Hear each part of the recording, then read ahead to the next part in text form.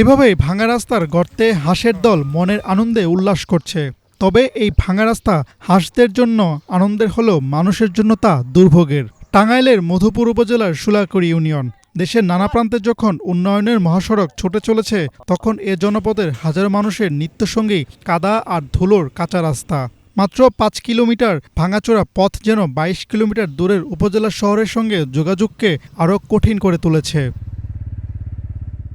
এই গ্রামের বেশিরভাগ রাস্তা এখনও কাঁচা, তাই বর্ষা এলেই রাস্তা পরিণত হয় কাদার সাগরে, আর শুকনো মৌসুমে উঠতে থাকে ধুলো। বাজারে কৃষিপণ্য নিয়ে যেতে দুর্ভোগ, স্কুল কলেজগামী শিক্ষার্থীদের কষ্ট, জরুরি রোগী হাসপাতালে নিতে ভোগান্তি। সব মিলিয়ে এ অঞ্চলের মানুষের সংগ্রামের আরেক নাম ভাঙা রাস্তা। প্রচুর পরিমাণে, তাতে হাজারখানিক এরকম গাড়ি হবো আর কি। আচ্ছা, এই রাস্তাটুকু যাতায়াতে কি ধরনের অসুবিধা হচ্ছে আপনাদের? অসুবিধা হলে গাড়ি ফাঁসে যায়, গাড়ির সমস্যা হয়। শুলাগুড়ি টু থেকে পীরগাছা পর্যন্ত এটুকুর মধ্যে সব থেকে বেশি খারাপ রাস্তা। আমার কাঁচা রাস্তা কিন্তু সম্পূর্ণ হয় কোনো রাস্তা কোনো ঠিক নাই। পাকা রাস্তা গুলো ভাঙ্গে ভাঙ্গে ভাঙ্গে ভাঙ্গে ক্ষয়ে পড়ছে। শুলাকুড়ি থেকে মধুপুর টু যে রাস্তাটা, এটা হচ্ছে বেহাল দশা। কারণ হচ্ছে এখানে অনেক খারাপ রাস্তা হয়ে গেছে, কারণ এখানে অনেক আনারস ভারী যানবাহন চলাচল করে। সকল যানবাহন এই রাস্তা দিয়ে চলাচল করে। শুলাকুড়ি ইউনিয়নের অর্থনীতিতে কৃষির গুরুত্ব অপরিহার্য। বিশেষ করে আনারস, আদা, হলুদ, কলা, বিভিন্ন সবজি ও ধান এখানকার মানুষের প্রধান আয়ের উৎস। উপজেলা শহর থেকে শুলাকুড়ি ইউনিয়নের দূরত্ব ২২ কিলোমিটার। তবে স্থানীয়দের অভিযোগ, শেষ ৫ কিলোমিটার রাস্তার বেহাল অবস্থার কারণে পুরো যাত্রাপথ হয়ে উঠেছে দুর্বিষহ। বছরের পর বছর ধরে এই সড়কের উন্নয়নের দাবি জানিয়ে আসছেন এলাকাবাসী।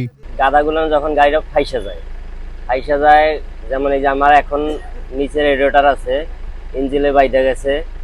তারপর এখানে এমন একটা সমস্যা যে গাড়ি ফাইসা যাওয়ার পরে গাড়ি ওঠানোর কোনো সিস্টেম নাই, এমন একটা জায়গা। এই জন্য দ্রুত সরকার জানে এই পদক্ষেপটা নেয়, যাতে আমরা এই লোড গাড়িগুলান আনলোড হোক।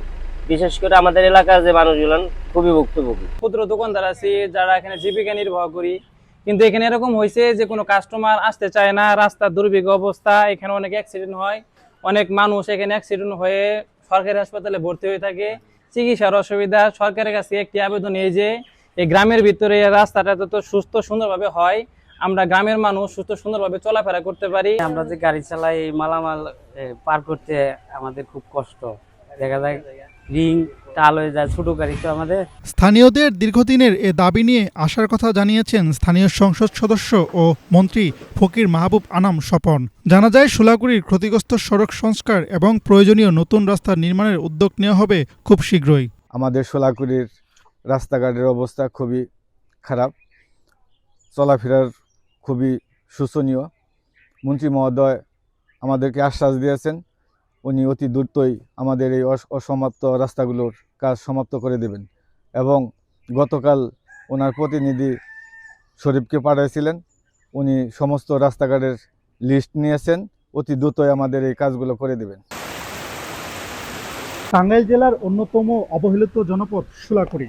উপজেলা মধুপুর থেকে শুলাকুড়ি ইউনিয়নের দূরত্ব প্রায় ২২ কিলোমিটার।